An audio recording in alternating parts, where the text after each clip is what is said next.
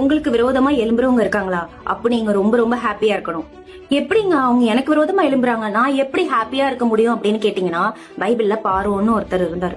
அவரோட இருதயத்தை தேவனை கடினப்படுத்தினார்னு பைபிள்ல வசனம் இருக்கு. ஜனங்களை அனுப்பும் படிக்க மோசே அவர்கிட்ட பல தடவை கேட்டான். ஆனா பல தடவை பார்வோனோட இருதயத்தை தேவனை கடினப்படுத்தினார். ஃபர்ஸ்ட் பார்வோன் தான் அவரோட இருதயத்தை கடினப்படுத்தினார். இத கர்த்தர் பார்த்தாரு.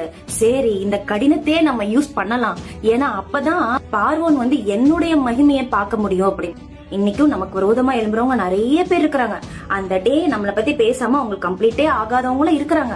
அவங்களோட இருதயம் கடினப்பட்டிருக்க காரணம் நம்ம மூலியமா தேவனுடைய மகிமையை அவங்க பாக்குறதுக்காகவே சிலருடைய இருதயத்தை ஆண்டவர் கடினப்படுத்தி வச்சிருப்பாங்க. சோ இவங்க மாறவே மாட்டேங்கிறாங்க, இவங்க இப்படியேதான் இருப்பாங்களா, இவங்க இருதயம் இப்படிதான் எனக்கு விரோதமா எப்ப பார்த்தாலும் பேசிட்டே இருக்குமா அப்படின்னு நினைச்சீங்கன்னா you should be very happy.